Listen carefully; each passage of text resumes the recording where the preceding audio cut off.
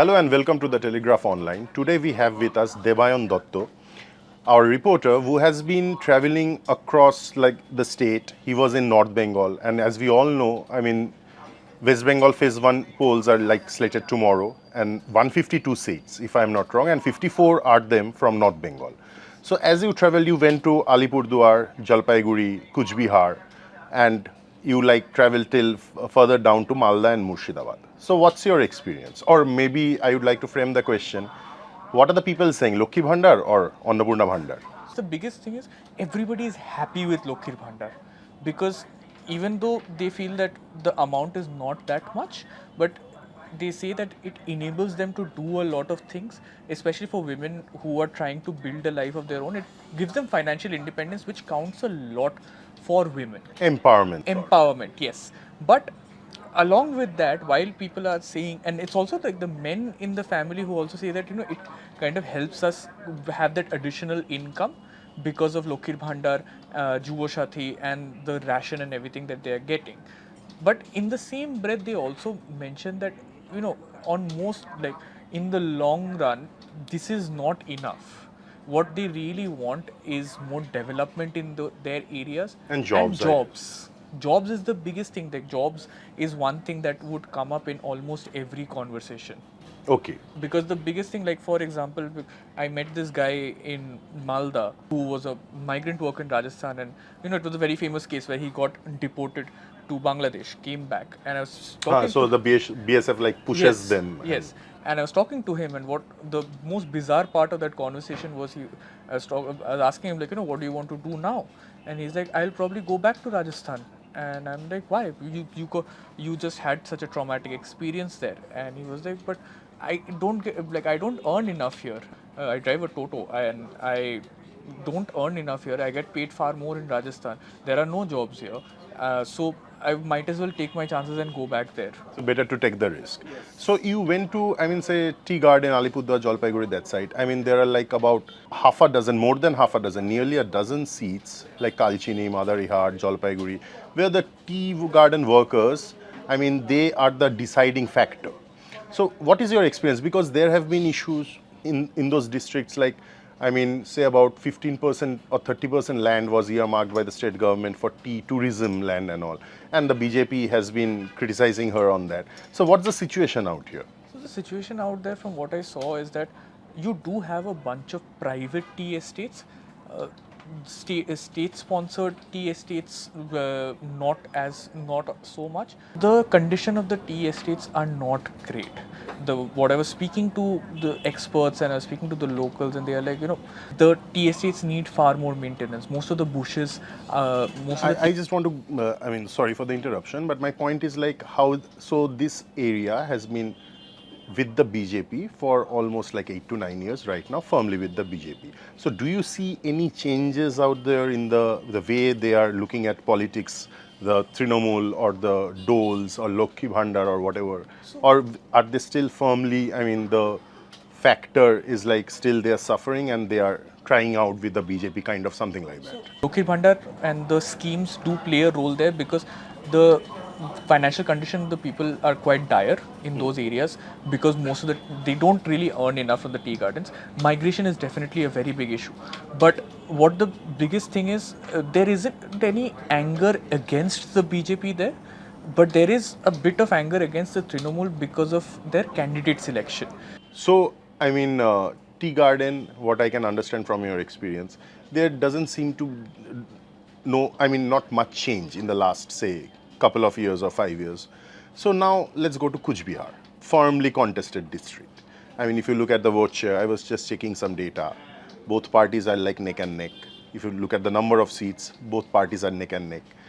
And then there are the factors of Nishit Pramanik and Udayan Guho, who are always raring to go at each other. And there's a history of violence, Shitol Kuchi. And from Shitol Kuchi, so we did a story. 2,407 companies of central forces have come to the state. So how do they see it? What is the fear factor? How are things working in Cooch Behar? What are people like Udan? You met Udayan Guha and Nishit Pramanik. What are they saying? So with Nishit Pramanik and Udayan Guha, both of them seem quite confident. that they'll both win, But they are contesting from separate. they're contesting from I separate. was looking like Nishit is contesting from Mathabhanga. Yes. Interestingly, the person contesting against him, the TMC candidate, was with the BJP earlier, and he had won the election as a BJP candidate in 2021. So with Nishit Pramanik, when I was speaking to him, his level of confidence is that the whole of Cooch Behar is my constituency. It doesn't. He is confident of winning the entire Cooch Behar. Yes, he is like doesn't matter where There are I 7 seats. I guess. doesn't matter where I contest from. Surprisingly enough, there wasn't that many instances of violence or reported instances of Right. violence. Most of the people who I was speaking to, they are like, things have been calm. For a while, things have been quite calm, but that doesn't change the fact that people are still anxious because they know everything is just one step away from being violent. And so now let's go to say Malda and Murshidabad. I'm combining these two districts because I mean this has had like a lot of SIR deletions. How is SIR impacting the northern part of Bengal? So one thing that I have realized, like I've talking to so many people, experts, leaders, all of them, is that in SIR, and this will, I mean, sure, Malda and Murshidabad will be the key flashpoint here, but I think this also applies to all of Bengal, where My question is basically who is suffering the most because Who- of SIR? The common man is suffering. the co- Apart from that, political party, which is the SIR is going to dent whom more? So that is where the thing is. Because there has been a significant dent, or if you look at it mathematically, then of course it looks like the TMC and the BJP will probably equally suffer. But the what we aren't accounting for, or what is something that we can't calculate, is the emotional fallout that the SIR is going to have. A lot of the people who I was speaking to, what they said is that if today somebody from my family, his or her name is deleted, the rest of the family will inevitably go and vote against the BJP. That is one. The pulse. That's the pulse. The other thing is, people are also quite frustrated about the fact that they've had to spend a lot of money in xeroxing all these documents, spend their hard-earned money, stand in lines in the scorching heat, and a lot of the people had to miss their work for a bunch of days to get their names up there. How is the Congress factor playing up in Malda and Murshidabad, given it has the legacy of Ghani Khan Chaudhary? So there has been a. And in Murshidabad, Adi Chaudhary is contesting. So what I saw in Malda and Murshidabad, at least with the Congress, is that the Congress seems quite energetic in that area, which is unlike most of the other areas that I've seen, where the Trinamool and the BJP seemed far more energetic. Here, the Congress looked like they were, they've all been overdosing. They are in the game. They are in the game. They are overdosing on Red Bull or something at this point. In Malda and Murshidabad, In both. Malda and Murshidabad, both. People are more accepting of the Congress there. It very much looks like that, people do miss the Ghani Khan legacy. They miss the kind of development that Ghani Khan had brought. Murshidabad is the district, where you will see constituencies like Harihar and all those places, like where the Congress is the second to the TMC. It's not the BJP. And then there is like the Murshidabad Assembly constituency and the Baharampur Assembly constituency, where the BJP is the second. And Baharampur, they won also. And then there are seats like Domkol, Jolongi, where the CPIM was the second to the TMC, not the BJP or the Congress. So Murshidabad is a district which has a huge number of seats, and where one should definitely watch out for how it plays out. All this like SIR deletions and the vote share of all the parties. And now talking about Humayun Kabir. He formed a new party. He has been with the BJP. He has been with the Congress, Trinamool, a lot of things. Now he has his own party. And then there is this new religious factor that he has tried to brought in. And then there have been factors like that, the sting operation kind of a thing, the video that you know. So how is Humayun Kabir, who has been a MLA from Murshidabad and has like organizational strength, muscle power, manpower, how do you think that factor is playing in that district? Outside Beldanga, Noda and Rejinagar, the areas, people aren't really very receptive of. Out of these two of the seats He's contesting. So when you go outside these areas, there isn't I think his significance drops quite steeply. Okay. But when you're in that area, yes, of course, like, you know, he's become a known name now. A lot of people did tell me that like, we all know about him, but he's only become famous because of this whole Babri Masjid thing. What There is a significant amount of reception for him, where people are like, you know, because he's building building the Babri Masjid, it is probably going to bring development to our area.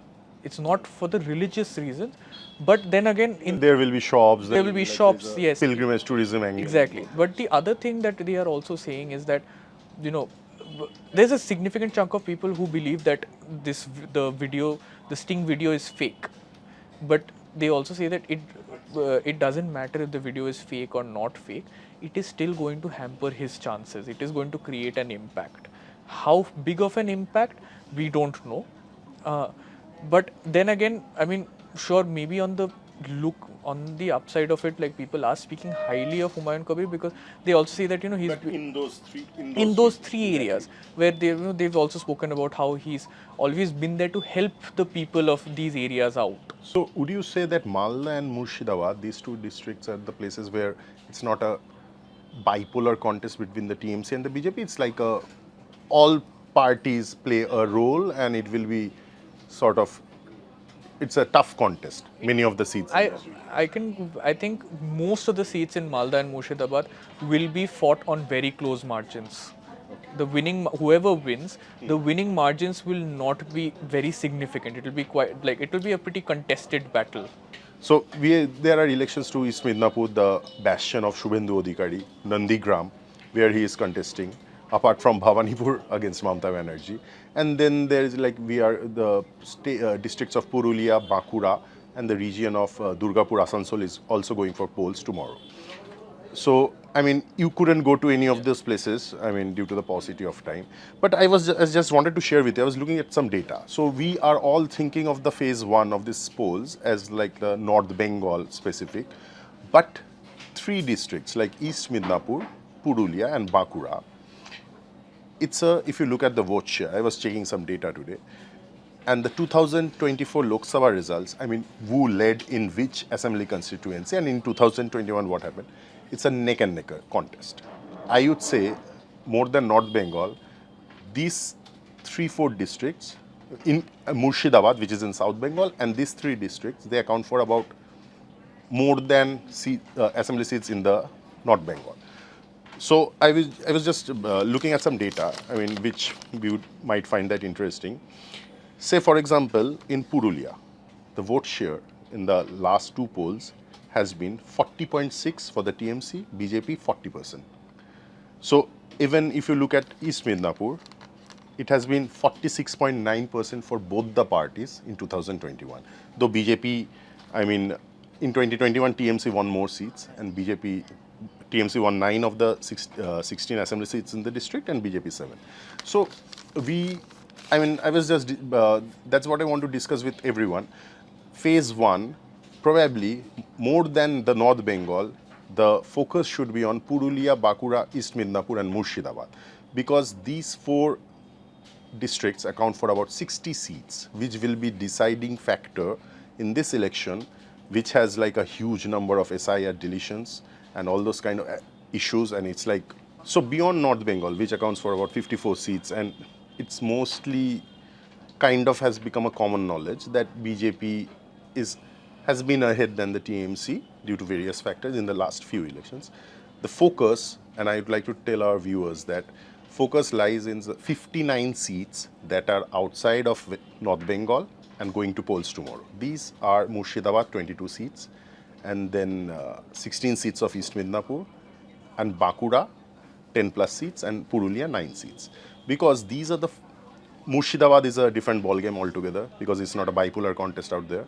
And rest of the 3 districts, Purulia, Bankura, and East Midnapur, the vote share, the number of seats that they won during 2021 assembly polls and that they were leading in 2024 Lok Sabha polls, most interesting. So these 59 assembly seats, which accounts for like about nearly 40% of all the seats that are going to polls tomorrow, will play a decisive factor on who gets the momentum in the first phase of West Bengal Assembly Elections 2026.